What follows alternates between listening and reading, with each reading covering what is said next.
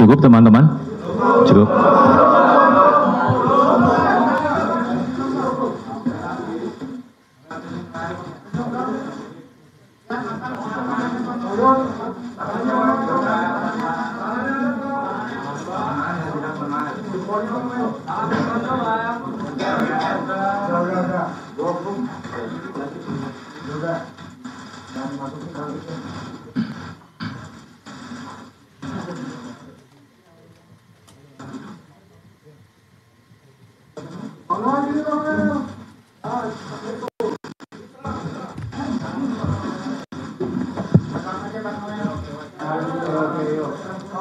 Sudah cukup?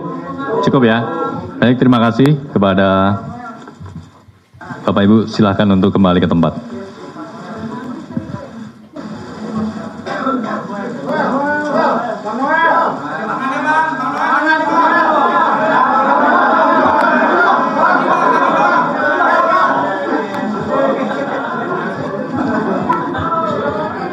Baik, terima kasih teman-teman media. Kita akan kembali terkait dengan penjelasan lengkap mengenai kegiatan tangkap tangan. Penjelasan lengkap mengenai kegiatan tangkap tangan dugaan pemerasan terkait pengurusan sertifikat keselamatan dan kesehatan kerja di lingkungan Kementerian Ketenagakerjaan. Kepada Pak Ketua, kami persilahkan. Terima kasih. Assalamualaikum warahmatullahi wabarakatuh. Selamat sore, salam sejahtera untuk kita semuanya, salam sehat. Jadi, sebagaimana tadi disampaikan bahwa ada kegiatan tangkap tangan di Kementerian Ketenagakerjaan.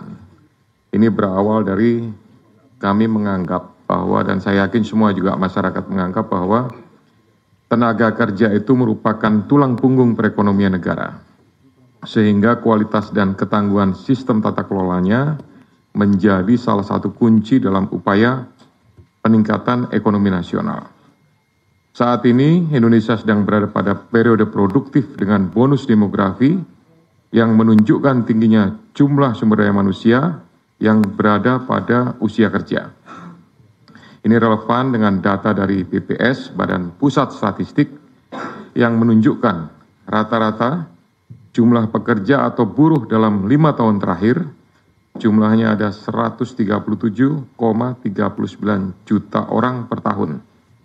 Adapun untuk tahun 2025 jumlahnya 145,77 juta orang atau 54% dari total penduduk Indonesia. Dari populasi tersebut, tenaga kerja atau buruh pada bidang dan spesifikasi pekerjaan tertentu itu diwajibkan memiliki sertifikasi K3, keselamatan dan kesehatan kerja, dalam rangka menciptakan lingkungan kerja yang aman, sehat, dan nyaman sehingga meningkatkan produktivitas para pekerja. Adapun pengukuran dan pengendalian lingkungan kerja harus dilakukan oleh personil K3 bidang lingkungan kerja yang memiliki sertifikasi, kompetensi, dan lisensi K3.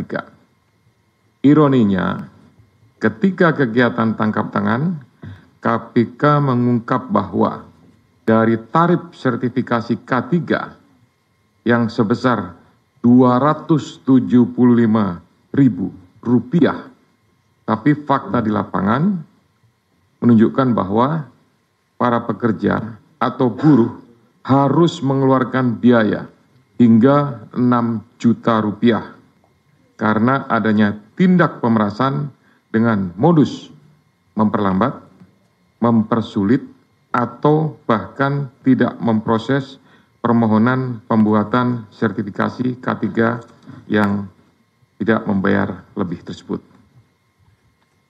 Biaya sebesar Rp6 juta ini 2 kali lipat dari rata-rata pendapatan atau upah atau UMR yang diterima para pekerja dan para buruh tersebut. Oleh karena itu, penanganan perkara ini sekaligus sebagai pemantik untuk upaya pencegahan korupsi pada sektor ketenagakerjaan yang lebih serius ke depannya, agar pelayanan publik dapat terselenggara dengan mudah, cepat, dan murah, sehingga tidak merugikan masyarakat sebagai pekerja atau buruh sekaligus mendukung peningkatan ekonomi nasional. Saya lanjutkan dengan penjelasan tentang kegiatan tindakan penyelidikan atau tangkap tangan yang sudah dilakukan oleh Kedeputian Penindakan.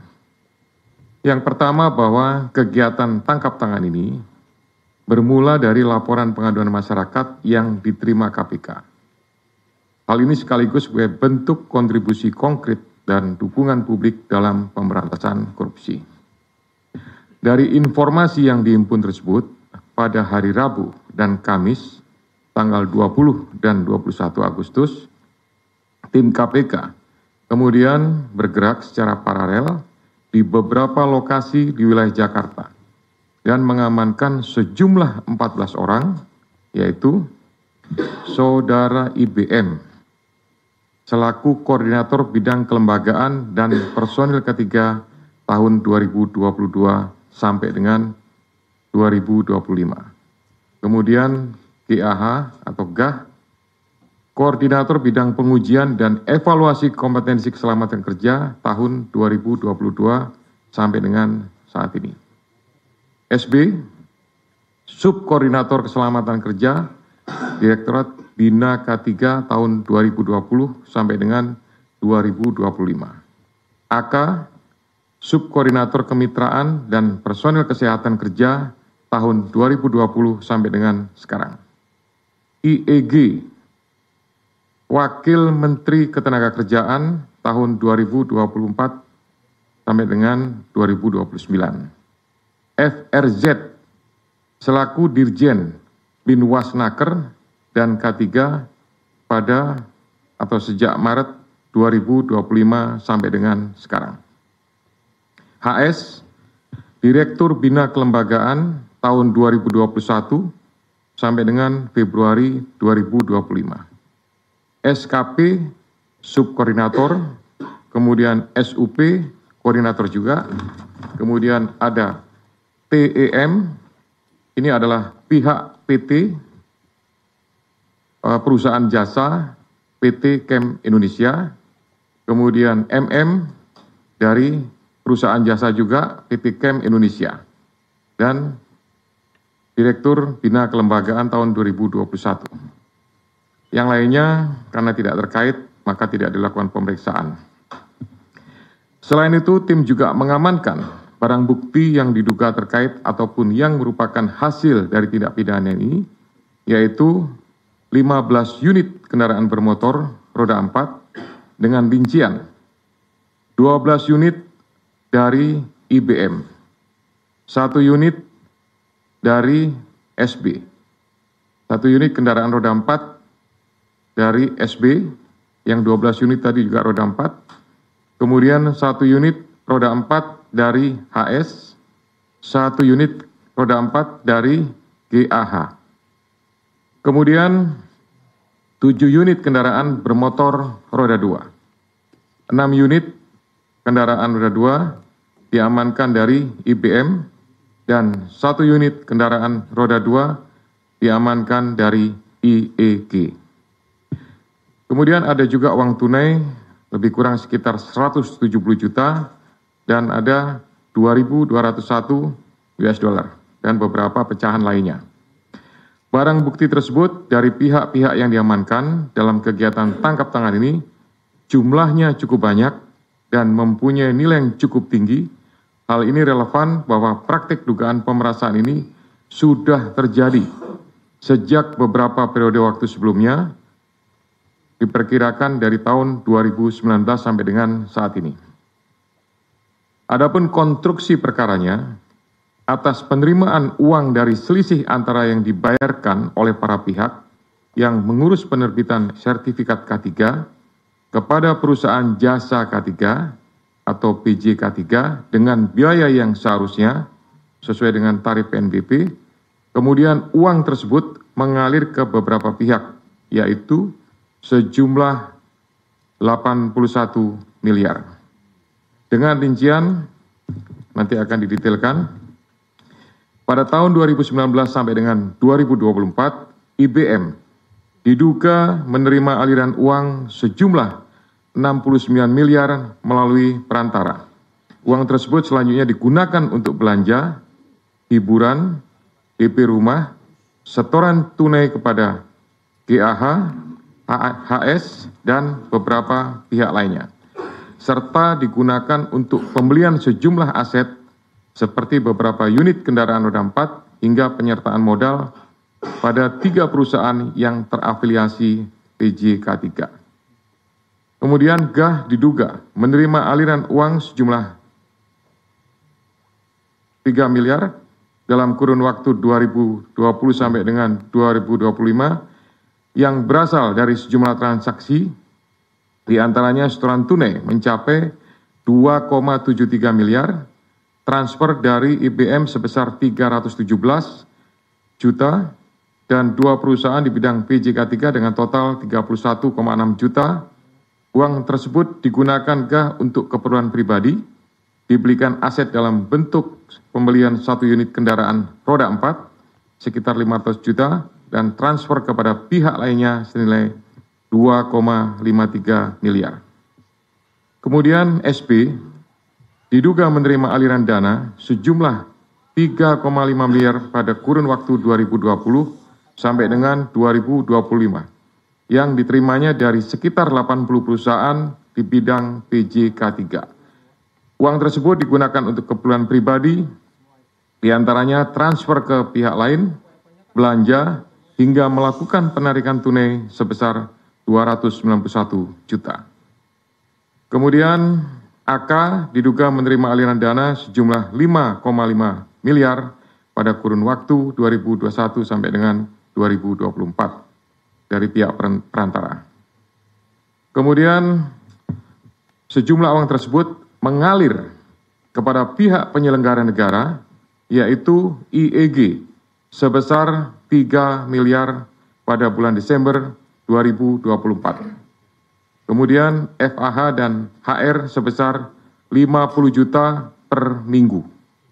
HS lebih dari 1,5 miliar selama kurun waktu 2021 sampai dengan 2024, serta CFA berupa 1 unit kendaraan roda 4. Sehingga dalam perkara ini, pihak-pihak yang diduga menerima aliran uang dari PJK3 adalah IBM, kemudian GAH, SB, AK, IEG, FRZ, CFA, HS. KPK selanjutnya melakukan pemeriksaan secara intensif dan telah menemukan sekurang-kurangnya 2 alat bukti yang cukup. KPK kemudian menaikkan perkara ini ke tahap penyidikan dengan menetapkan 11 orang sebagai tersangka, yakni IBM, kemudian GAH, SB, AK, IEG, FRZ, HS, SKP, SUP, TEM, dan MM. KPK selanjutnya melakukan penahanan terhadap para tersangka untuk 20 hari pertama terhitung tanggal 22 Agustus sampai dengan 10 September 2025 di Rumah Tahanan Cabang KPK Gedung Merah Putih.